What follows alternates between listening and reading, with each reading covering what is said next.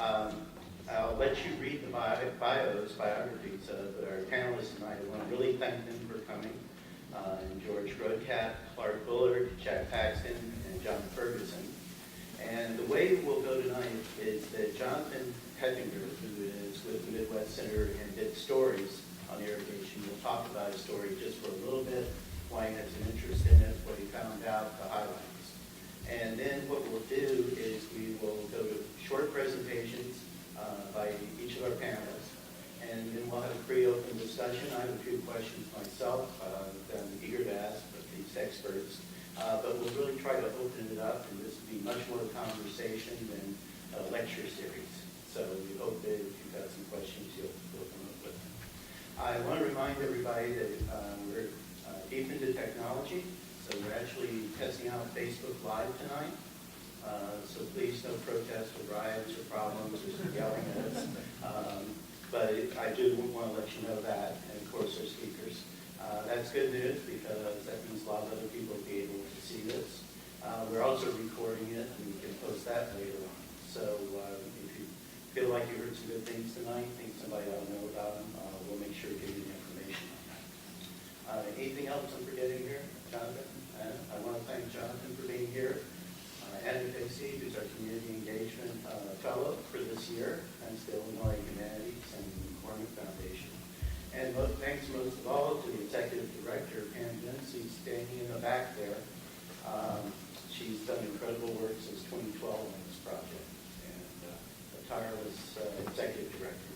So in case we'll go ahead and get rolling, we hope to keep things moving fast. And Jonathan, come on up. So yeah, first I wanted to talk about a project that I did about irrigation in Illinois and water use in Illinois. So I wrote a series of stories about irrigation and just kind of the thing that kind of led to it is what I want to talk about first. So basically, this is an irrigation pivot. You might see these in fields. They're pretty long. For a long time, there was only one irrigation pivot that I knew in central Illinois, basically. It was between Monticello and Champaign, right as you go north on Route 47. And I always just saw it there, and I always thought it was interesting. But then, after I graduated from the U of I in 2015, I moved home to Monticello, and I kept driving to work different ways. And it seemed like there was always another irrigation pivot. So there was one at the BASF seed corn facility. There was one at the Monsanto facility. So there was one installed at our house. So I just kept on noticing more and more of these, and so I got curious about it. So I went to the water survey and I started asking questions about kind of were there more of these and what does that mean? So found out that in 2012 there was the worst drought in a really long time, and the Sangamon River went dry for 16 days for the first time really in recorded history. It was dry for an extended period of time. The city of Decatur had to operate an emergency well because they were starting to run out of water. And then farmers a lot of farmers had really bad crops, which meant that farmers with good crops made a lot of money. So they kind of realized that, hey, if we had all this water, then we had a good crop. So then they started to invest in irrigation systems. So we saw a lot more irrigation systems go up. And it turns out that actually 1 out of every 6 pivots in the state has been installed since 2012. So it's about 1,000 pivots. It just really was kind of a remarkable growth, and I realized that a lot of that money that the farmers made, they invested back in their operations. Some did it in the form of equipment, some did it in the form of tiling, but a lot of them did it in the form of irrigation. And locally in Champaign County, it doubled from about 30 to more than 70 because of seed corn companies that really wanted to make sure that they had guaranteed crops. So they asked their growers to put in these irrigation pivots to just make sure that they had corn. And so then, what does that mean though? Is kind of the question that led me to ask is, if there's so many more irrigation pivots, what does that mean for the water supply? Because, so there's 70 pivots in Champaign County, which doesn't seem like that many, but when you compare it to, especially when you compare it to like 2,000 or more in Mason County, near Havana, near the Illinois River. But Champaign is a lot different than Mason County, because Mason County is next to the Illinois River. And while they're both on the Muhammad Aquifer, you can kind of see that there's definitely different drawdowns. So I think George will talk more about this, but in Mason County, where it's with the sandy soils, it draws down the water maybe a foot, 8 inches a year, whenever the pivots are running. In Champaign County, it can be more than 20 feet. And even though there's only 70 pivots here, there's 2,000 in Mason County that have, so in Champaign, it has a lot more impact. So like in 2012, Fisher, which is a community in northern Champaign County, some of their wells started to run dry because they weren't dug deep enough, so that because of the drawdown from irrigation. And then I also found out that irrigators were starting to have to report in 2015, but a lot of them hadn't. So last I checked, there's less than half of the irrigators in the state were reporting their water totals. So they're using all this water, but we don't know when, we don't know who's using it, we don't know how much exactly. Because imagine all those pivots are probably using, when all those pivots are on, they're using more than double the amount that Champaign or Havana uses in water in a day. And so that's a big impact that you don't really have measured. So that was something that I kind of was looking at. And then I looked at across the state, there's water supply plans that were supposed to be implemented in 2006 that really just weren't implemented because of the lack of a state budget. But basically, every area of the state was supposed to have a water supply plan where they talked about how much water they were using,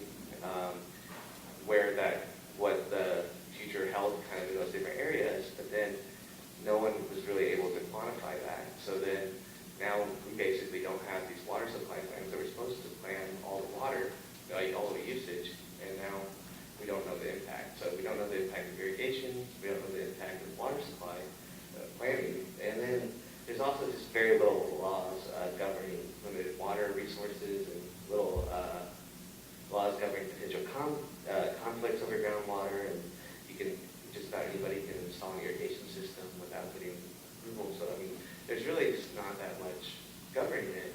So then we kind of wanted to have tonight's event and kind of talk about what some of those issues are and what some of those impacts are. So, yeah.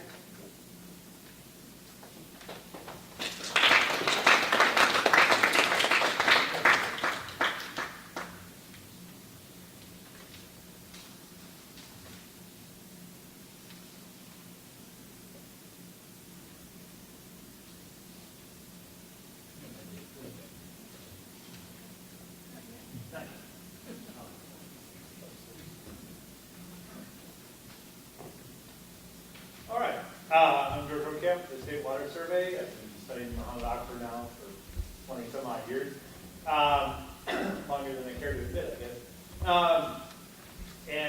So they asked me to talk about Muhammad Aquifer and irrigation within the Muhammad Aquifer. And then I'm going to show you some things here and some recent work that we've done to kind of demonstrate to different audiences just what is going on in an aquifer. So you're kind of guinea pigs here, and I would like your feedback. And so our studies at Muhammad Aquifer consist of a bunch of different things. It, of course, does some state work, state funds that pay my salary, but then we also get a lot of projects that are sponsored by Illinois American Water, City of Decatur, City of Bloomington, City of Normal, Imperial Valley Water Authority, and some other ones as well. And so that work allows us to monitor the aquifer and kind of see what's going on over time. A lot of our stations were first put in the 50s when there was a big lawsuit between Champaign-Urbana and the chemical companies down in Tuscola. So water issues and lawsuits are not new to Muhammad Aquifer. And so Muhammad Aquifer, just to step back a little bit, is something very unique. to Illinois. We would not be here in Champaign if it was not here, because to have a water supply, you need to have storage. And so we don't have a surface water reservoir here, or do we have any really good candidate sites for any? Decatur has Lake Decatur, Danville, of course, Lake Vermilion, and then Bloomington uses 2 lakes that are somewhat marginal. Springfield has a lake. But Champaign, the aquifer is it. And so yeah, I'm really encouraged to see everybody here, and people care about the aquifer a lot more than they did 20 years ago. You know, as long as water came out of the tap, nobody seemed to care. And so it's been an effort of a lot of people, some people here, and to get attention to the aquifer in Champaign-Urbana. And so get some focus on it. And finally, you know, in the last couple of years, cities have really got on board, and so that's been very encouraging. Muhammad aquifers, the sand and gravel, divided, deposited by glaciers, it's buried under a lot of clay. So that clay is very slow to let water back in, except in certain places where there's connections or geologic complications. So the aquifer is about 4,000 square miles. It's very large, probably the largest glacial aquifer in the United States at least. But glacial geology, and I see glacial geologist back here using the test, is very complicated, and it can vary on, you know, quarter-mile scale or even less. And so, you know, we have to do a lot of inferences and detective work, and kind of look how, as a hydrologist, we look how water levels in the well respond to different events, and sometimes that gives us clues, or we look at the sequence of geologic material. And for example, when the new Illinois American wells were drilled west of town, 6 of them were exactly what was expected, but the 7th one didn't encounter any of the same stuff. There was a channel that had cut down through everything, deposited different materials in there, and so the geology was quite a bit different than the 7th well. So, you know, I can't look down the ground and see anything better than you guys can. So, you know, it's a lot of work over a lot of time and a lot of effort to figure out what's going on. So, irrigation is started in the 50s in the western part of the aquifer, where it's at the surface. It's very sandy. Typical corn yields might be on the range of 70 to 120 bushels an acre without irrigation in a good year, 200 with irrigation. So there's a very strong incentive to irrigate. In a 2012 drought, for example, areas that weren't irrigated had a yield of exactly 0. They didn't get anything. So, you know, so there's a strong drive to do that. In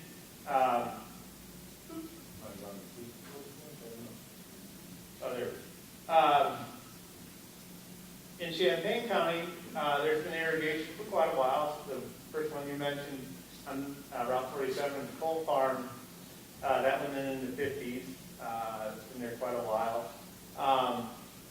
And then there's been a lot up in the Rantoul area. The Rantoul area is a little different. It's got some sandy soils and some poor soils.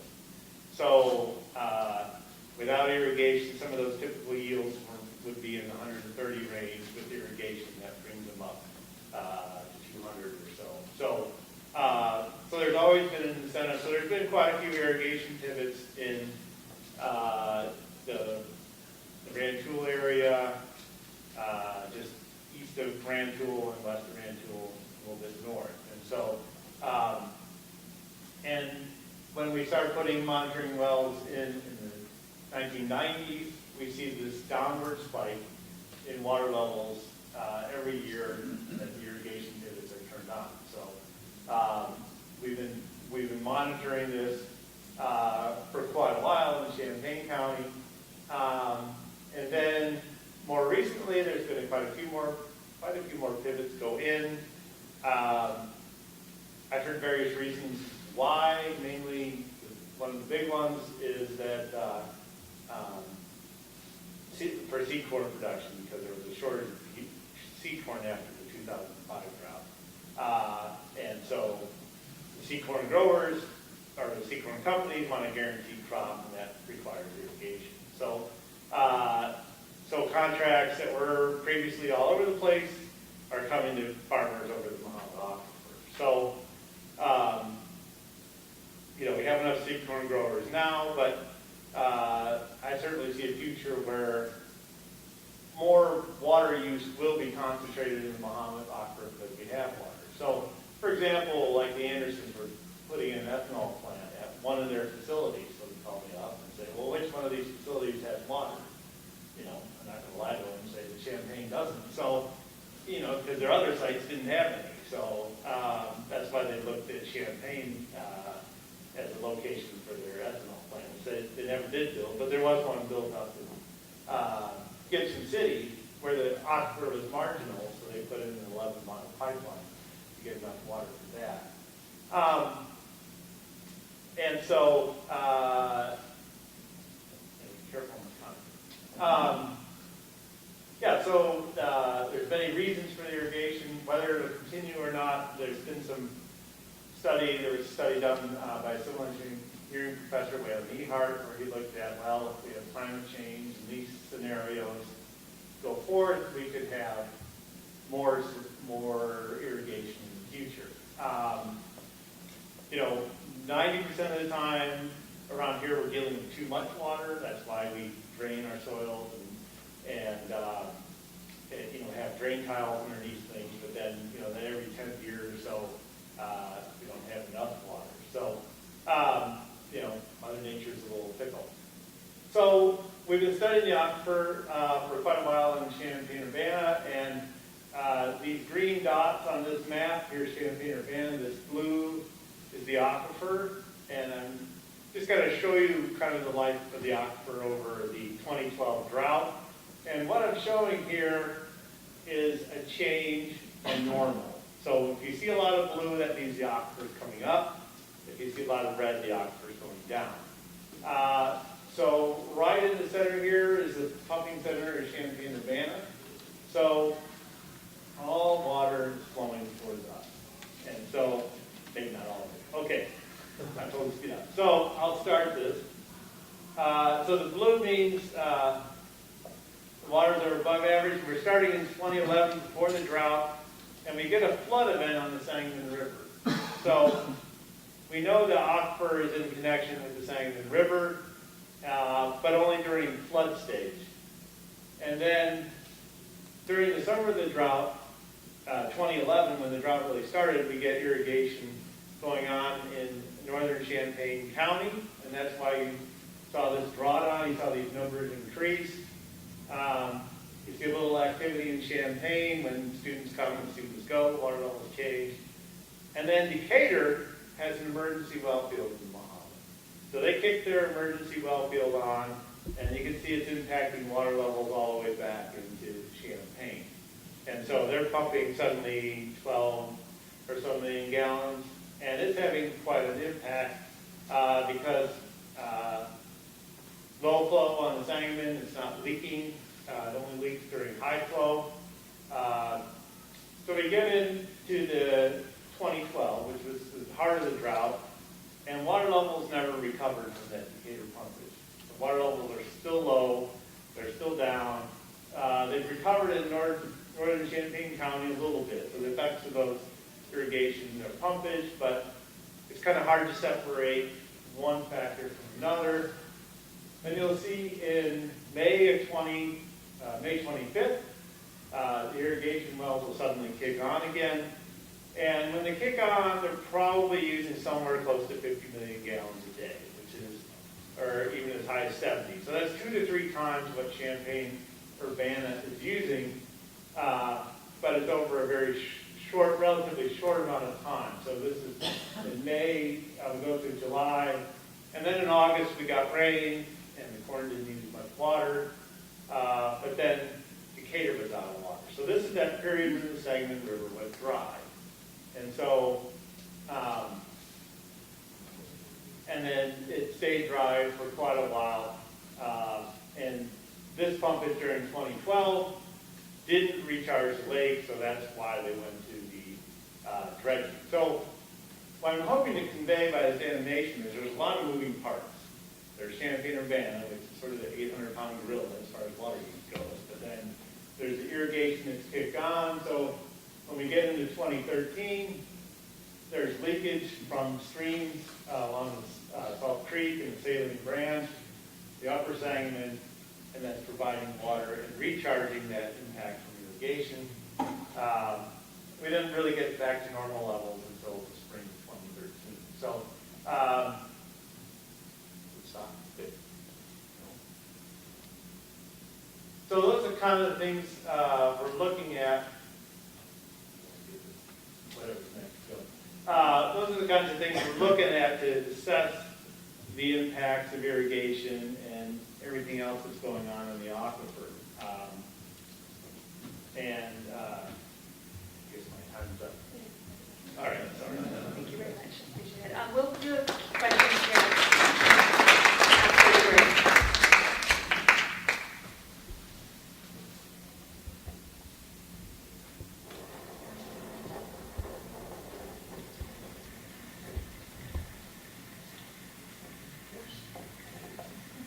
This is the end.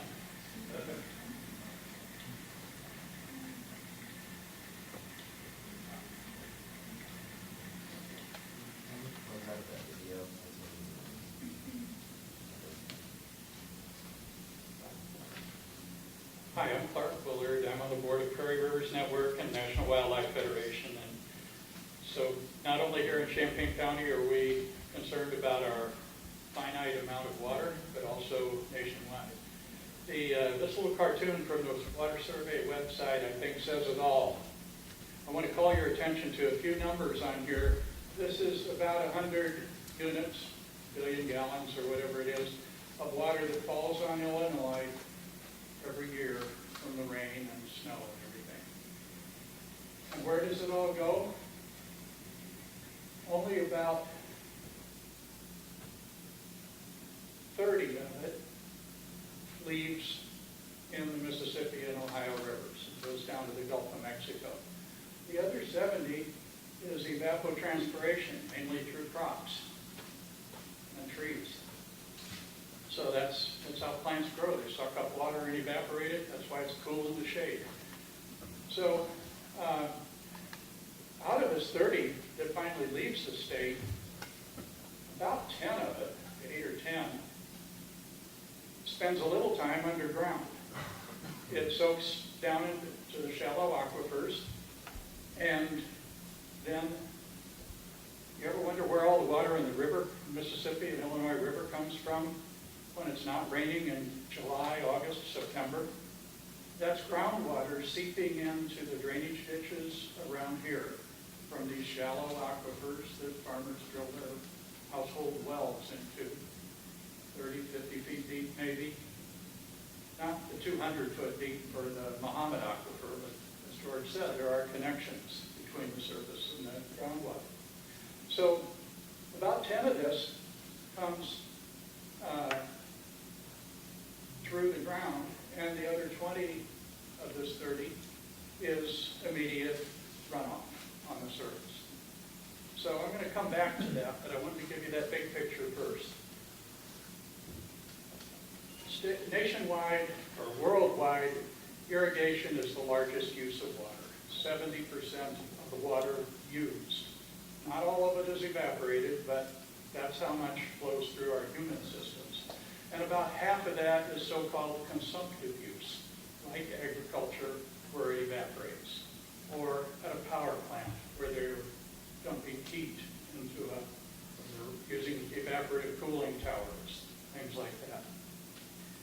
Just another number that might be interesting is that in Illinois already, even with the small amount of irrigation we have here in Illinois, if you divide that by the population of Illinois, 18 gallons a day per person is used in irrigation. Most of that is groundwater, and most of it is taken from what would otherwise go into rivers and streams. And if you looked at the public water supply use that runs through our homes and stores and factories, that's about 80 gallons per day per capita. But only about 12 of that is evaporated when you water our lawns, but 85% of the water that is sold by the water company to Champaign, 85% of it ends up flowing through out the sewage treatment plant. So that kind of gives you an idea of the magnitude. Irrigation is huge worldwide. It's huge in the West. It's totally dominant, and they have water wars out there because they've got crummy policies. And in Illinois, we're just starting. The camel is just getting its nose under the tent. So here's that big picture again. Here's the 30 that we're going to be fighting over. Most of this is evaporating from the crops we have now. Farm Bureau talks about going up to 200, 250, 300 bushels an acre with irrigation. Where's it going to come from? The rivers and streams and the water table that feeds them during the year. So who has a stake in this? We don't have, in the West, the water law said the first person to claim the land and use the water has those rights. And when they sell their land, they sell those water rights with it. Well, the politicians, of course, have already allocated more water than exists, and that's why the Colorado River doesn't get to the ocean anymore. It dries up before it gets there. That's happening all over the world. In Illinois, we have what we call reasonable use. And that means if somebody comes in, your neighbor comes in and drills a well and draws your well down lower, the judge has to decide. The judge tells your neighbor, hey, you got to pay to have his well drilled deeper. So that's just kicking the can down the road. You're depleting the groundwater supply. You're not really solving the problem and facing the reality that there's only so much water to go around. So we have the big water users in Illinois, public water supplies, thermal power generation, cooling power plants, and irrigation. And barge navigation is non-consumptive. The barges just float on the water that's left. But think about it. If we have a lot more irrigation and these drainage ditches around here, the water level falls down below the drainage ditches, then the Mississippi and Illinois River are going to get less water, and right now sometimes the water gets too low to float barges. So we have to think about that. Water quality is a huge constituency. That's all of us, people who like to swim, boat, fish, and observe the wildlife that rely on the water. Water and wildlife are called public trust resources. Thomas Jefferson was big on that, brought the idea from English common law. The king owns the wildlife, the king owns the water and the fish, and as Thomas Jefferson says, government is created to hold those resources in trust for future generations, not to mine them, not to deplete them, and deprive future generations. So right now, the discharge from the water table into these ditches is nice, clean groundwater. And it's diluting the agricultural pollutants that are running off of the fields when it rains. So if we have less groundwater feeding into these big rivers, Mississippi and Illinois, the surface runoff becomes predominant, and it's higher concentrations of phosphorus that causes algal blooms that have cyanotoxins, and just like the Lake Erie problem that shut down Toledo's water supply for 4 days because of cyanotoxins. Fish kills when the algae dies at night and decays at the bottom, just like in the dead zone. So those are really important factors, and so important that I lost my last slide. I'm almost done, folks. There we go. downhill. This is a little, George showed you this much of the Muhammad Aquifer. It starts over here in Indiana around Lafayette. So it gets recharged from rain that's falling up there. And then if you look at these contour lines, you're 680 up here near north of town, and it gets down really low right here. These little arrows are the direction the water is flowing. And here's Champaign, the Illinois American Water Company well, and that's sucking water back. Before there's any withdrawals at all, the water would flow like this and then out into the Illinois River, which is lower ground, and feed the Illinois River. But we're tapping into it so strongly here that we're pulling some water back that would otherwise go past Decatur, south of Bloomington, etc. So there's lots of folks that have to have a hand in developing good water policies, and we're all going to sit up here and tell you what those good water policies are in a few minutes. But I just wanted to give you that much background. Thank you.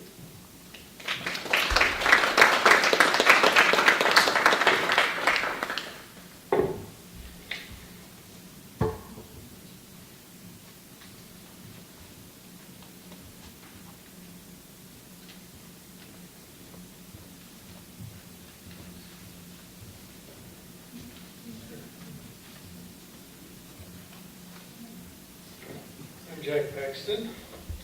I was born, raised, and educated in California, and they seem to be a leader in some of the terrible things that we're doing to the earth.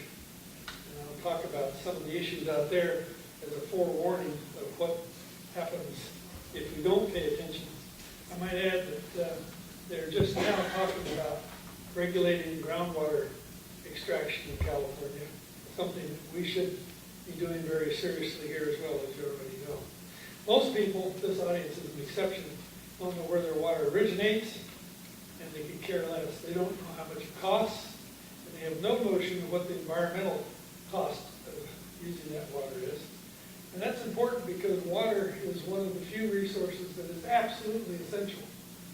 We can run out of petroleum, but we can't run out of water. And also, most people don't know what happens to it when you finish with it. And they just do not know that it causes huge environmental impacts.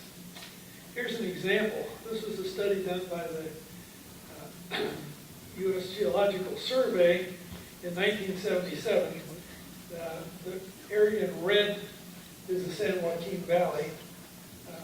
San Francisco is up in the bay there, and the southern half of the Central Valley is the San Joaquin Valley. In their study, they found that 5,200 square miles has subsided at least 1 foot. This is 1977. It's far worse than that now. And as an example, there's a picture you can see on the right of where the soil surface was in 1925 at Mendota, where the biggest drawdown occurred, and where the soil surface was in 1977. And that's almost exclusively done due to the withdrawal of water for irrigating crops. And as I said, it's much worse than that now. And there's still no real regulation of withdrawing groundwater for various uses, mostly agriculture. In California, 80% of the water is used for agriculture. Most of you probably haven't heard about Lake Tulare. It was once the largest freshwater lake west of the Mississippi River. For scale here, the distance between between Bakersfield and Fresno is about 100 miles. That lake was about 100 miles long. And Mendota, which you see towards the top there, is where that measurement was made of subsidence. In the 1800s, this was a huge lake. And in fact, at the end of the Second World War, they used it for landing seaplanes when it was too foggy in the Bay Area for the planes to land. Now that lake is entirely gone. There's no remnant of it. If you drove from Bakersfield to Fresno, you would see no example that there once was a lake bed there. Going even further south, east of San Diego, is a place called the Salton Sea. I call it the salt and sewer, because it was created by land speculators that figured that they could get this desert land from the government for about a penny an acre, and if they had a way of bringing water in there, they could make a fortune, which they did. They did a poor job, as we often do, of building the canal in there, and it started plugging up with sand and gravel from the Colorado River, which was the source of their water. And so they just punched a hole in the side of the canal, and that year the Colorado River flooded, and for a year and a half, the entire flow of the Colorado River went into this basin, creating a lake 35 miles long. And then they sold it as Lake Tahoe South. And you can go down there and see the subdivided roads where they were going to sell plots of land. Well, Imperial Valley gets very hot in the summertime, and there was a lot of evaporation from the lake. And then agriculture came in the southern part. You can see in this part, the farm fields, those green squares are farm fields. They use the largest amount of Colorado River water in California.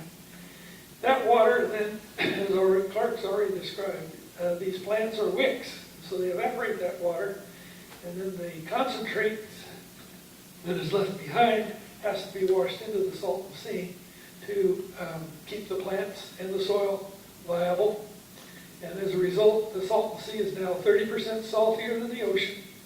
Mind you, when it was formed, it was pure Colorado River water, so it was high quality water. Now it's just a mess. And the state has looked into trying to somehow restore this lake, and their conclusion was, in all cases, it's way too expensive to do anything about it. The city of Palm Springs is quite concerned because if this dries up, just like the Owens Lake did in Southern California, they could have terrible problems with dust and toxic salt residues in Palm Springs, where all the rich people live. And where all the poor people live, in Mexico, this is what they get out of the Colorado River by the time it gets to the Sea of Cortez. This is 2013, was considered one of the most endangered waterways in the even in the world. Moving closer to home, Ogallala Reservoir supplies 70% of the water used daily in Kansas, and it's charged up in Nebraska in the Sandhills, flows south down into Texas at the southern end of the map. And in Kansas, if you've flown over it in a plane, you'll see all these green spots or circles. That's not where the Martians landed. That's where they have center pivot irrigation for growing corn, which makes no sense whatsoever in an area that's too dry to grow corn with their normal precipitation. Nevertheless, they do it. And Kansas, for example, gets about 70% of their water from this Ogallala Reservoir, and it's now being depleted at the rate of about 12 billion cubic meters per year. That ends up being about 3.2 trillion gallons. The water people like to put things in units of cubic meters, or a unit of water 10 feet by 10 feet by 10 feet, which makes it seem like a small amount, but it's actually a huge amount. So that every year we're using fossil water to grow field corn in Kansas and through this Midwest. The other benefit of all this is, where does that water go when you're through with it? Well, we've dumped a lot of nitrates and phosphates, fertilizers, pesticides, and it ends up, most of it from Illinois, ends up in the Mississippi River, and now we've got a dead zone that's as big as it's ever been, that extends all the way from Texas to Florida. And that dead zone is a real concern to fishermen because it is truly a dead zone. Fish, shrimp, most animals cannot live in that dead zone because it's anoxic. Another thing we need to consider in all of this water use is that it takes a lot of energy to move water.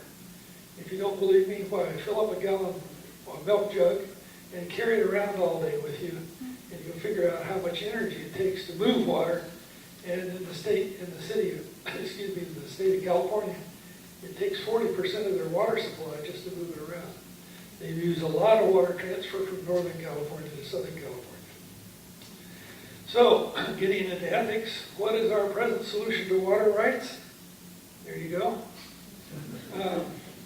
That's pretty much the state of the art when it comes to people deciding on how much water is going to be used by whom and who gets first dibs on it.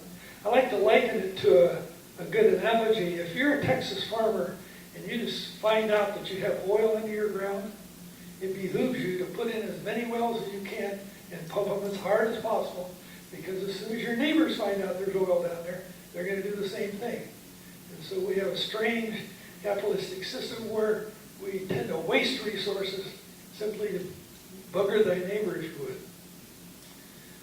I would urge you to read Cadillac Desert by Mark Reisner. He does a very good study of what we're doing in the West with capturing water and creating an artificial environment which will last for just a few years until it then becomes defunct. And I like this cartoon in particular that occurred this year in the Atlantic. Yes, the planet got destroyed, but for a beautiful moment in time, we created a lot of value for shareholders. So what can be done in all this mess? Well, the first thing you can do, and I urge all of you to consider this, is to become a vegetarian.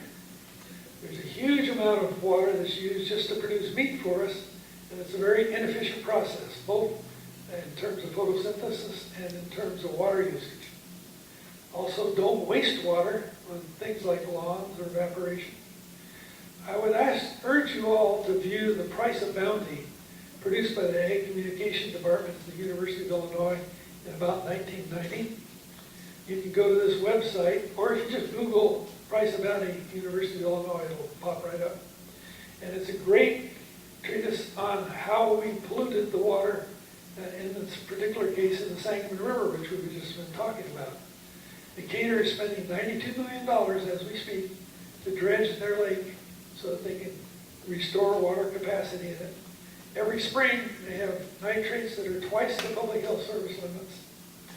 And you can see it all documented in this Price of Bounty video. I would also urge you in closing to attend the Prairie Rivers Network dinner, which will be at 6 p.m. on the 6th of October. That makes it a little easier to remember. And be at the I Hotel, but if you want to go there, you should register at prairieriver's.org. And I also urge you to join that group because they're invested in trying to preserve your water resources and your rivers in Illinois. Thank you.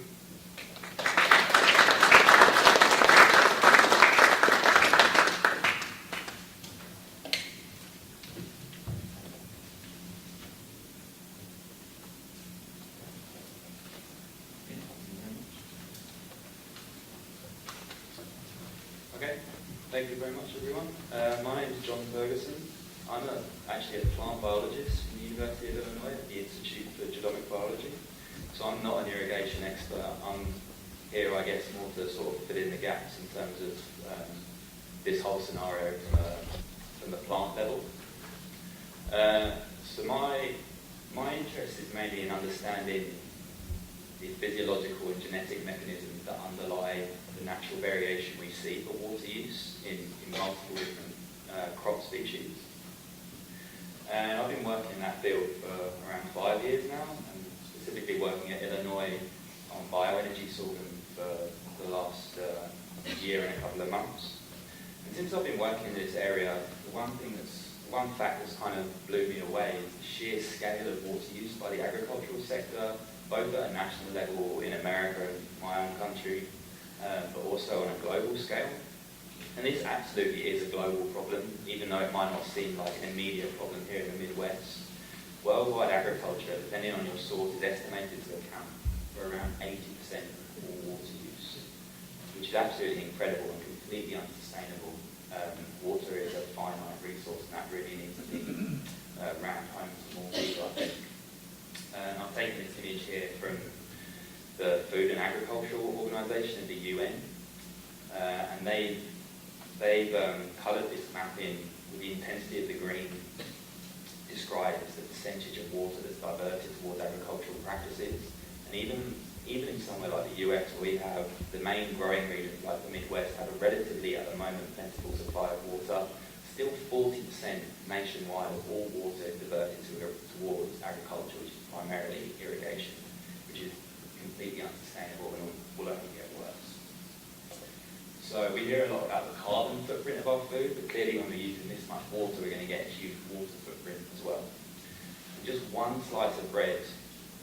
40 litres of water to produce, which is absolutely staggering.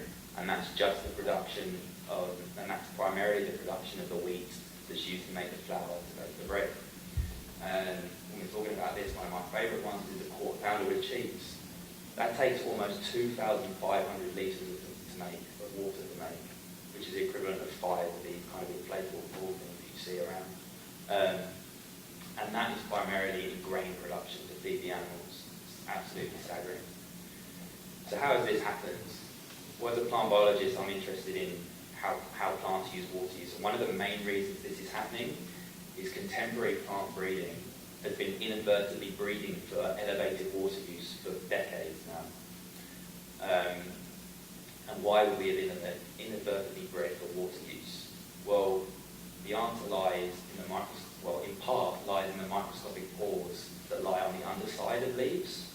These microscopic pores are called stomata, and then they're the gateway to the leaf, and they represent and they allow the diffusion of carbon dioxide into the leaf for the process of photosynthesis, and in turn water leaves the leaves as transpiration, which was alluded to earlier. And I've actually got some 3D prints of some of my stomata, some of my sorghum plants that I work with. These are taken from microscopic scans, and you can really nicely see the stomata in a kind of planar fashion.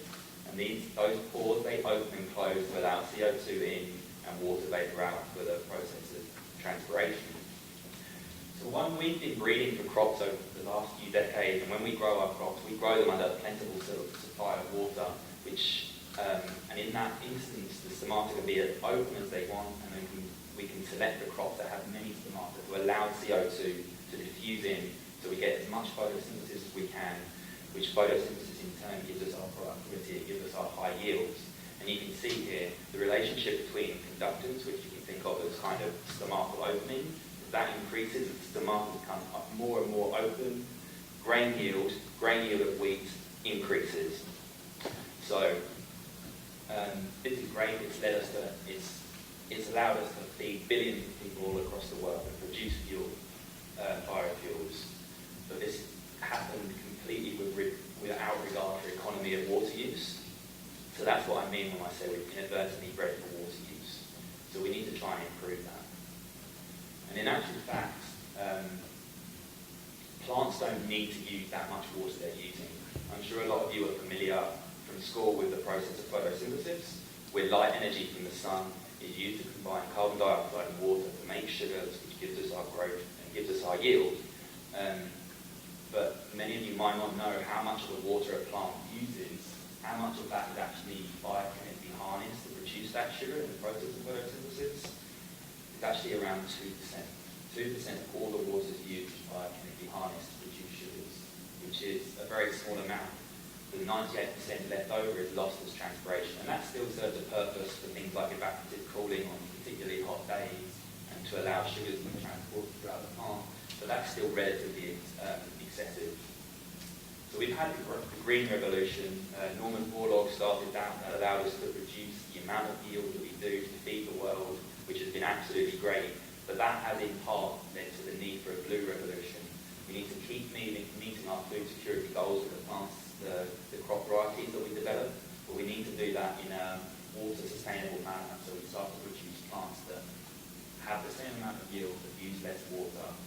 Kofi Annan, who was the former UN Secretary General, he said a few years ago we need to produce more crop per drop, and that perfectly illustrates the situation that we're currently in.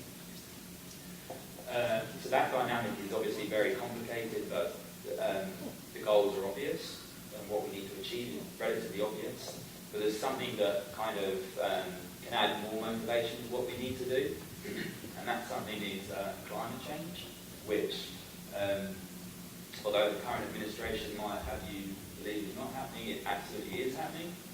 And there's studies coming out of the University of Illinois where they can directly manipulate environmental conditions like CO2 concentration in the atmosphere, water availability, heat, and they can do that in a field setting, just in Savoy down here. And they've done that to try and illustrate what's going to happen to water use and biomass production in the context of global change. They're world leaders in this. It's really fascinating stuff. With elevated CO2, which comes with climate change in the atmosphere, you would hope it's predicted that you would get a fertilization effect. More CO2 means more photosynthesis, which means more biomass and more yield. That's this predicted one here. And actually in that instance, you also get less water use, because the side effect of elevated CO2 is those tomato pores that I showed you on those 3D prints, they actually become smaller, so there's less opportunity for water loss. But in actuality, with climate change, we're not just going to get elevated CO2, we're going to get elevated temperature, and we're going to get an increase in the frequency of climatic incidents of droughts. So in instances like that, we're going to need more water for evaporative cooling. There's going to be less nitrogen fixation, things like soybean, which is ultimately going to mean less yield. So this gives us this kind of added motivation to develop crop varieties that use less water. So what can a target trait be that we use? For many years, and traditionally kind of basic plant science and even applied plant breeding, researchers have tended to focus on the idea of drought resistance. Drought resistance is essentially the ability of a plant to survive a period of reduced water availability. It doesn't really pay any attention to how much water the plants use, they just want to know whether it can survive a period of drought. This is a little bit too simplistic, because it pays no attention to how much carbon is being fixated towards yield, or how much yield is actually being produced. It was a target for Monsanto. They produced these drought guard hybrids, which are GM plants, which have a gene inserted from bacteria which allows the plant cells to stay active with when there's little water. But these have been heavily criticised because they don't actually reduce water use. And in situations where there's more water, where there's plentiful supply of water, the drought resistance mechanisms in these plants, they actually divert resources away from yields. You get reduced yields in years with a plentiful amount of water. So perhaps two more important target traits to reduce water use in crops are the idea of water use efficiency, which is the ratio of photosynthesis, so how much photosynthesis is being performed to make biomass as a ratio of how much water is being lost, or water productivity, which is the same thing, but then you look at productivity or yield instead of photosynthesis, again as a ratio of water loss. And there is lots of room for improvement with our elite crop varieties at the moment in both these fields. As you can see from this graph here, where I've plotted where tomato openness, so how open those microscopic pores are. You plot that against the rate of photosynthesis. So this can be the number of stomata, the number of those pores, and also yield rather than photosynthesis. But once you reach a certain level, this point around here of stomatal opening, photosynthesis doesn't increase. The enzymes that underlie the process of photosynthesis, they're working at maximum rate. They can't go any faster to fix carbon. So any increase in stomatal openness there can just lead to reduced water use efficiency, more water use. It's just wasteful. Most of our elite crop varieties, they're operating along here. So we're just losing water. It's completely wasteful. So we need to start targeting in our breeding programs and in our research, in our plant research, water use efficiency and water productivity. And then just finally, sort of talk about the work that I do. I work at the Institute of Genomic Biology at the University of Illinois, and I'm on a research project funded by the Department of Energy called Water Use Efficiency Sorghum Technologies, or WEST for short. And with WEST, we're trying to increase the water use efficiency, reduce water use of bioenergy sorghum, to try and produce the same amount of biomass that we already can, maybe even more, but at a massively reduced water loss. And the way we're doing that is we're directly targeting the idea of these stomatal openings, these microscopic pores on the underside of these. They can be manipulated to reduce water use. So we are scanning a huge variety of lines of sorghum, different genotypes of sorghum, all over Central Africa, and seeing how many stomates they have, how open they are, and how does that relate to water use. Can we select particular varieties and integrate them into breeding programs so we have less water loss? And also, we understand the genetics of these stomatal pores and how they develop. We understand that very well now. So we're directly targeting the genes that underlie those to try and manipulate their expression so that we can alter the development and maybe have less stomata. So again, to reduce water loss. You can find out more about this project if you go to west.illinois.edu. I'm happy to talk to you more about that project and the plant biology side of things after the panel, and I look forward to hearing your questions when we have the discussion before us afterwards. Thank you very much.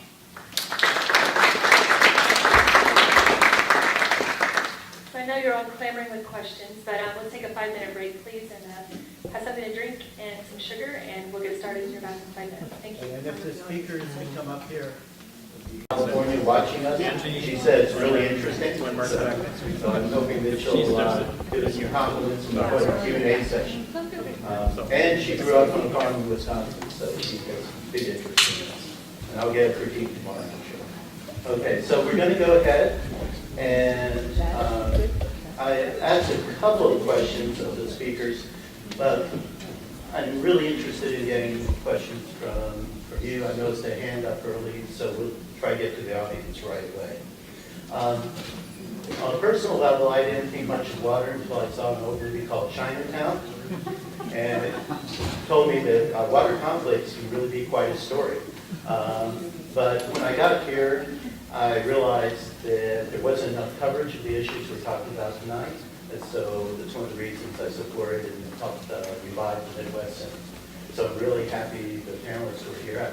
I've told a couple of people in messages already, if you want a good crash course in understanding irrigation and water issues, watch this. And so just let people know that this is going to be on our website. Presentations will be up there. So I hope we'll be able to spread the word a little bit more. I guess I had one major question, and any one of you can field it. One of the things we did not talk about live is climate change. And there was a report out of the Illinois agency, an institute, that said it's possible in the coming years that our land will resemble that of North Texas. And I should have brought a photo of North Texas, but I think everybody can imagine. So one is, if any of you have thoughts in particular on, I guess it's basically, what will be the impact? How soon will there be an impact? Or, we're looking decades and so forth. How much will climate change really make a difference in these issues? So anybody can go. Anyone skip that? Go ahead. I've looked at it in the context of water supply and in Illinois in particular. And from what I have read and talked to Don Wobbles about, is that we can expect in this area a climate more like East Texas. That's if we do nothing by 2100, present trends continuing.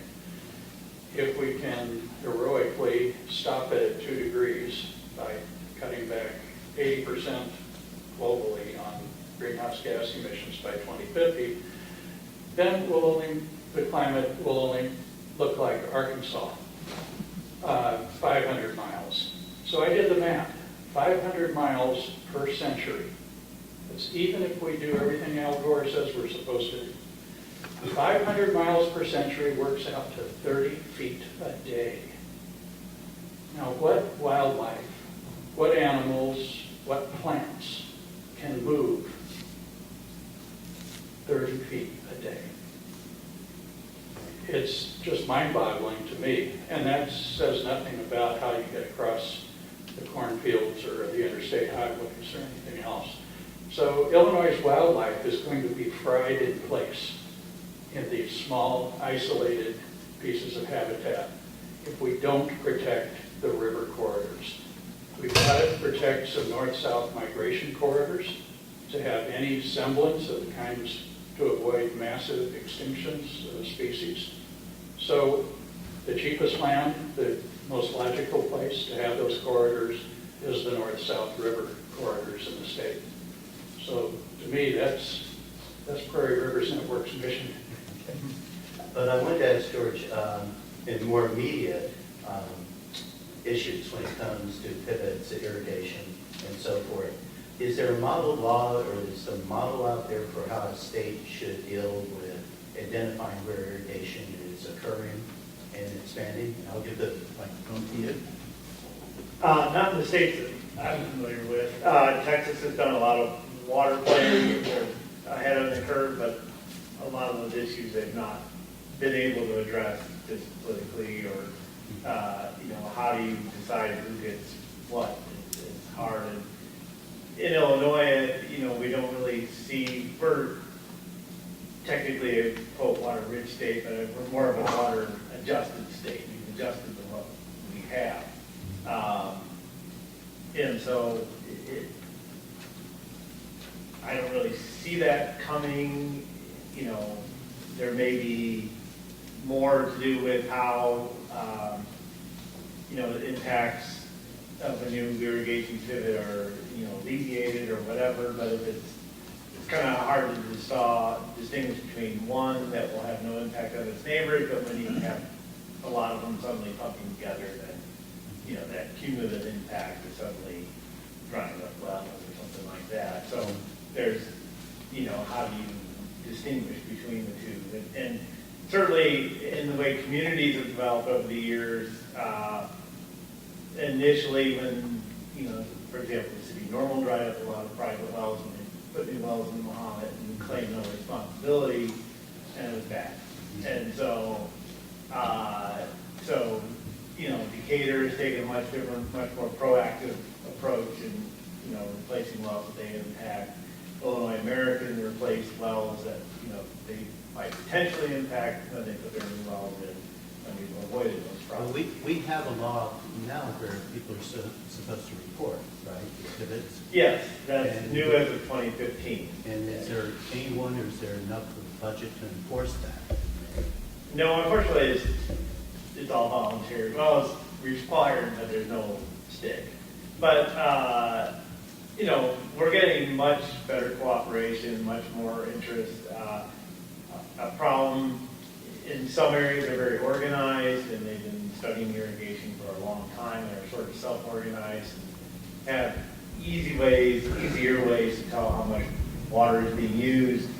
In Champaign County, for example, there is no irrigation association or anything. It's just nothing. Yeah, and one follow-up question. Is the Farm Bureau active in this? Are they helping? We did invite the Farm Bureau, but they weren't able to come. Yeah, So the Farm maybe Bureau speak to what with they're doing. Steve Wilson, our office, have been going to a lot of meetings with a lot of different farm groups to get them, on board, get them interested, and, try to, demonstrate how it's important to them, because they want to continue the water use, they want the water to be there, but also you have a lot of new users or farmers with these high capacity wells and don't realize that they go bad over time, or they might only be pumping 700 gallons a minute instead of 1,000 gallons a minute, and not realizing some of the ins and outs. So it's important to measure what from a practical standpoint, it's important to measure, report these flows. So I wanted to get over to Jack. So are there lessons learned, to go back to your presentation, lessons learned in Kansas and California that we can take now to apply here? Well, there are numerous examples of where there are lessons that have been learned that we've ignored. I like very Top much, three. yeah, I like very much a statement that Kenneth Bowling gave me some years ago, very famous economist, and he said he discovered a new name for the devil. It was called suboptimization. That means figuring out the best way of doing something that shouldn't be done at all. Yeah, we've done that many, many times. I was thinking in these presentations that we're working for ways to produce even more food because we've got all these people we need to feed. Well, in our own country, our problem is obesity. And it's a medical problem now in the United States. And also in our food production system, we throw away half of the food that we produce. So we're terribly wasteful, both in terms of water, but also in terms of the food that we grow with that water. And looking a little bit at your climate impact, years ago I taught a course in environmental ethics and agricultural ethics. And I invited a climatologist in, and he said the problem is not that the climate's getting hotter, but that the climate's becoming less stable. And for agriculture, that's terribly important because you've got places in the future where you now need irrigation and then you'll need drainage, and other places where you need drainage and you now need irrigation. And that's expensive infrastructure that have to change in the middle of the stream, literally. So, and addressing Clark's comment on the streams, I mean, there's all sorts of wildlife that depend on those riparian corridors, and we're drying them up here in Illinois and in the West. There's a huge battle going on with Nestle over whose water is it. Well, up to this point, it's been considered free, and so the first person there gets it. And that's, I think, well past that point ethically of where we should have that attitude in how we run our society.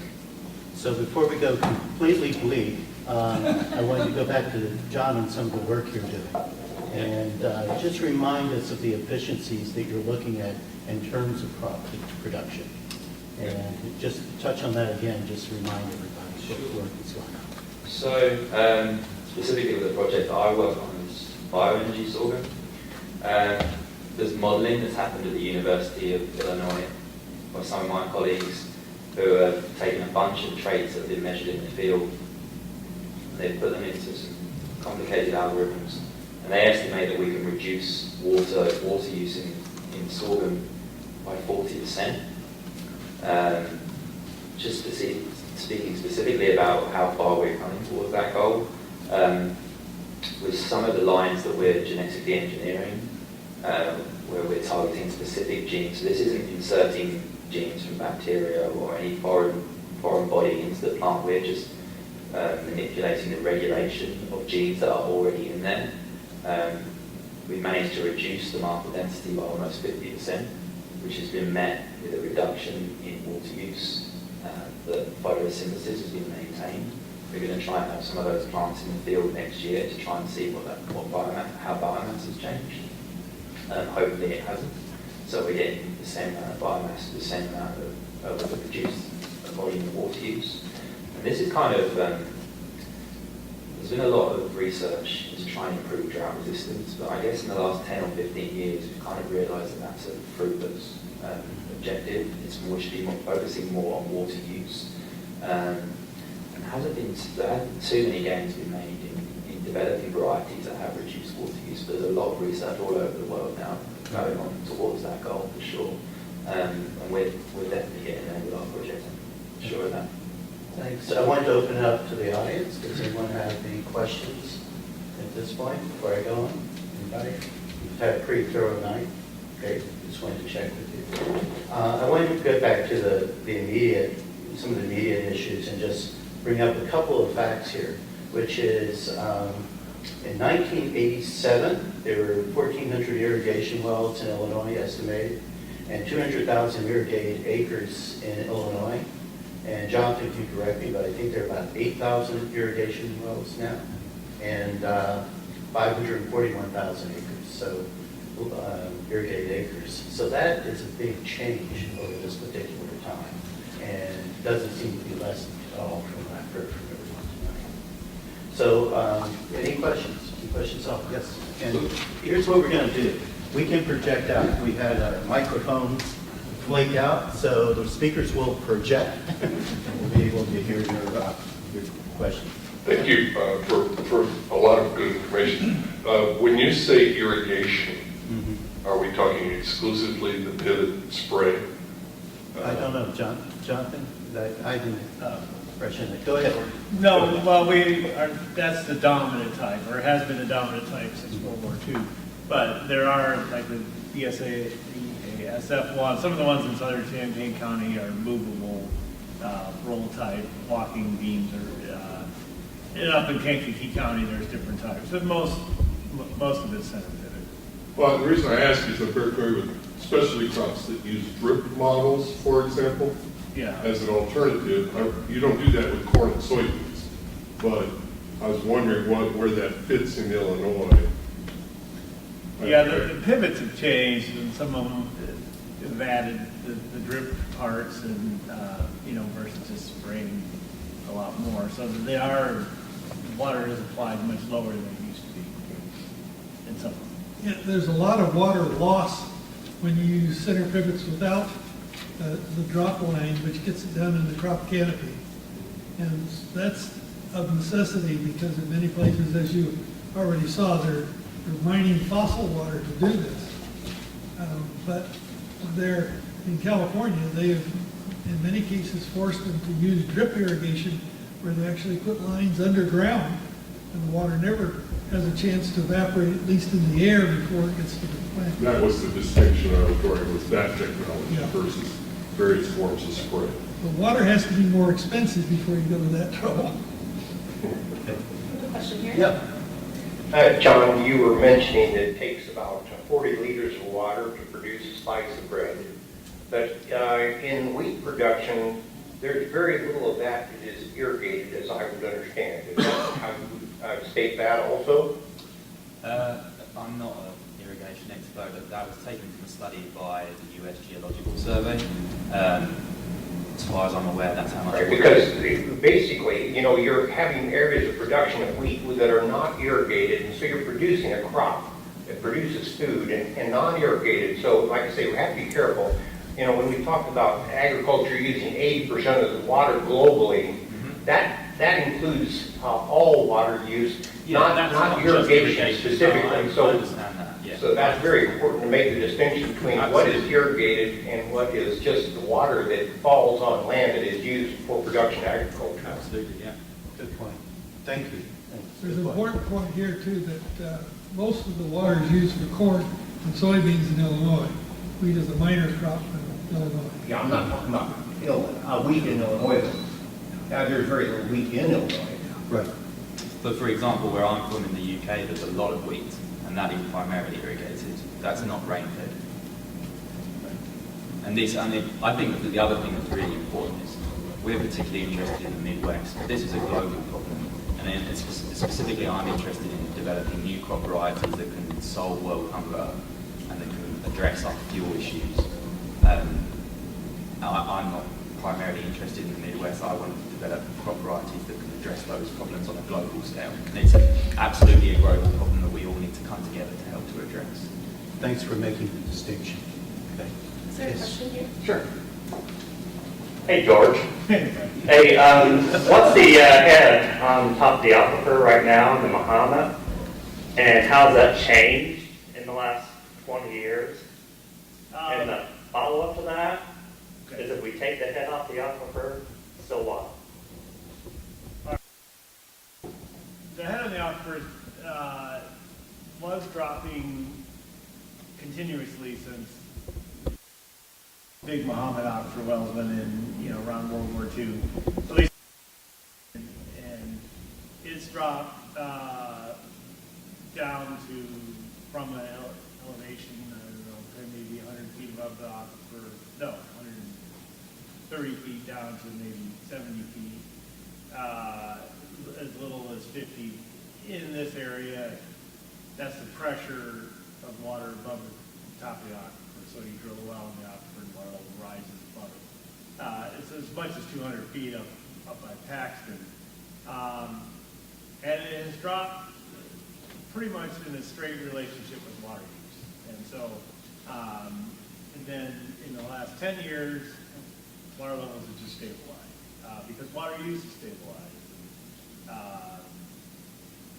You know, on the whole, water use is stabilized because our use in Champaign and Urbana is stabilized. From the recession, from lack of new subdivisions, from conservation may really be kicking in with low flow toilets and things like that. So all those things have really kind of stabilized everything. And it's kind of been in this holding pattern now since 2009.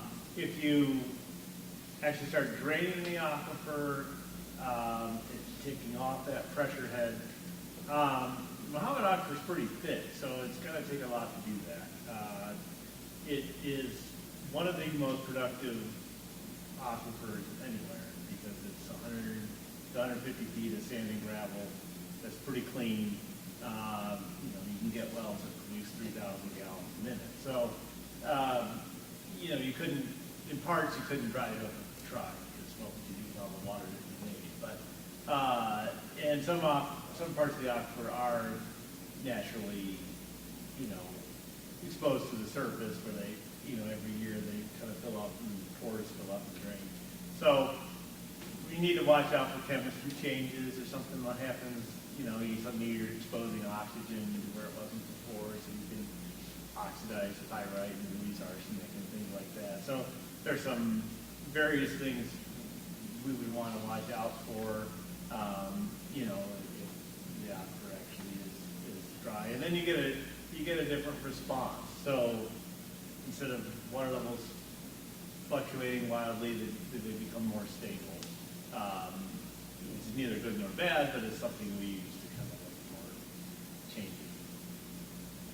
Follow-up question?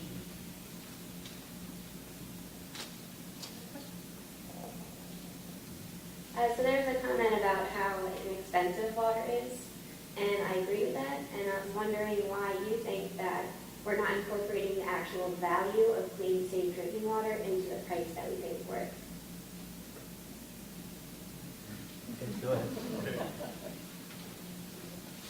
During the Carter administration, I ran the Conservation Policy Office at the Department of Energy when we were developing all of these appliance efficiency standards. For mass-produced items, cars, appliances, there were a lot of standards passed, and then in the 90s, there was another set of standards passed for plumbing fixtures. And that's why water use has leveled off in cities and homes, because toilets no longer take 5 gallons to flush, but down to 1.5 gallons to flush. And there's still, a lot of improvements can be made, but government regulations on mass-produced items are one way of forcing the manufacturers and the customers to buy things when they're not going to save that much on their water bill. So ideally, in a market economy like we have, you would want to tax water and tax energy so that it reflects all of the pollution caused by coal and the bad effects of depleting water supplies. And then tax that and give the money back to people outside the tax system. Or, in the United States, we tax income, property, and payrolls. And Econ 101 says when the price goes up, you get less of it. So we get less income, less property, and less payrolls, things that we like. If we tax things we didn't like, resource depletion, pollution, imports of strategic materials, instead of taxing income, property, and payrolls, we might have a nicer place to live. So there's a whole range of policies that can work in a market economy without the command and control of government telling car makers how to make cars. The reason we can't tax gasoline in the United States is because of our income distribution. This isn't Europe. There's a lot of people that would be really killed by European-style gasoline prices. So we have to resort to command and control regulation. Tell Detroit how to make cars. And that stifles innovation, has lots of bad effects. So there are ways to likely manage and constrain a market economy to get the outcomes we want. So we need all these stakeholders that we're talking about, the barge industry, the irrigators, and everyone. So let's get together and figure out how we're going to allocate the water through tweaking the economy so that it's our water. The water it's a public trust resource, just like wildlife, just like air. And we just need an efficient way of allocating it, harnessing market forces with minimal intervention into the economy. And Illinois American Water has made its contribution in this effort. The year I moved here 10 years ago, they raised water rates by 50%. So they're playing an important role, I know. Okay. Can I comment on that? A couple more questions or comments? Go for it. I'm Steve Wegman, I work for Illinois American Water.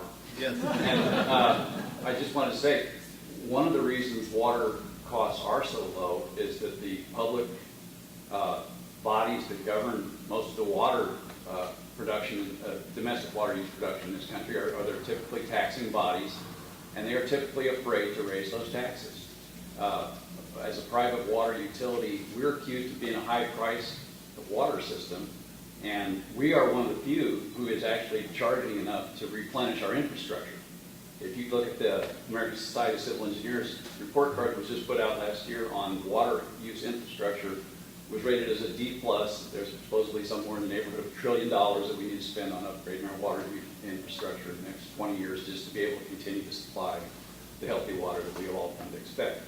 So there's some major changes that need to happen in how people understand their water and value their water. And you're right, when the prices go up, the use rate goes down. We've seen that. We've experienced essentially a 1% per capita loss of annual consumption over the last 20 years. And that's been primarily conservation efforts. And I'm not saying it's a bad thing, just it's probably a good thing. But, Yeah, no, it's being glib, but it's true. If you raise the rates, your use will go down. So it's part of that. Go ahead. There's a good example there too. I was invited to a dedication to the San Vicente Dam in San Diego. They doubled the size of the dam. And I asked the fellow from the San Diego County Water Authority, dams are usually built for a watershed they're on. Where are you going to get all this extra water? He says, it's no problem. We're getting it from the Colorado River. I said, are you aware that the Scripps Institute of Oceanography has done a study and they project that by the year 2021, the Colorado River very probably will be dry. And I also asked him if he was aware that the day we came to that meeting, they closed one of the freeways because one of their water mains had ruptured and it flooded the freeway. I said, it makes more sense to me to preserve what you've already got clean than to spend money to try and get even more water from the source that you can't count on. Do we have any other questions? Everybody stayed with us. We could take one more. One A couple of comments. Okay, go ahead. No, I just like to comment on, assessing the impact of irrigation without looking at some of the bigger pictures in agriculture. And there's a lot of things going on that we've been trying to sort out. For example, low flows in the stream. We have some records now that are 100 years old, and stream flow records are something that are very daunting.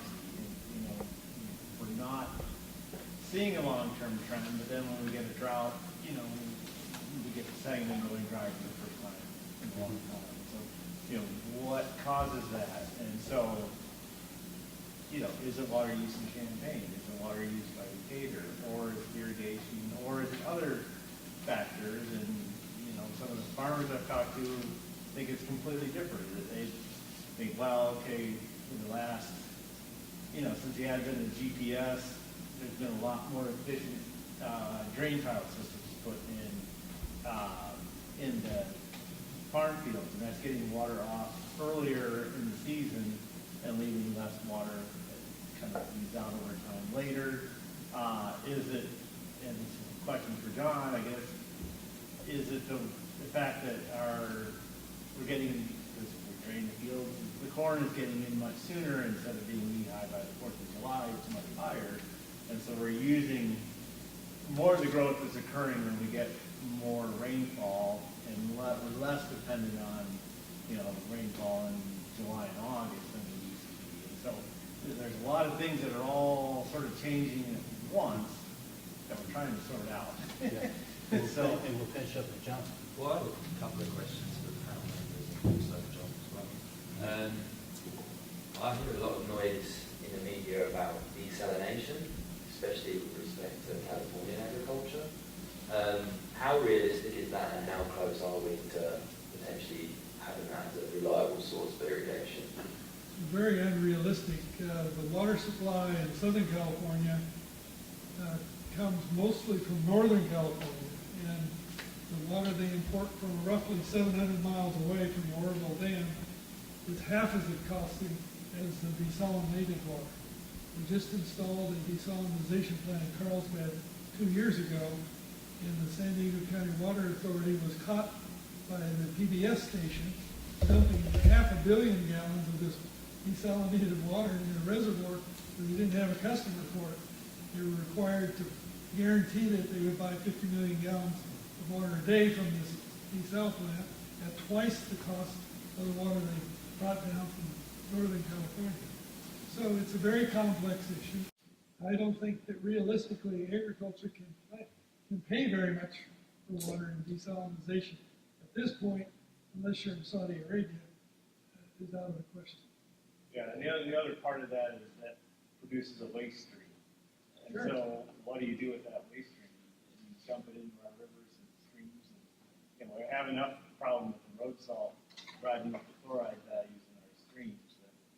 And it even has a marine impact in California because you put in hypersaline water back into the ocean to get rid of that waste.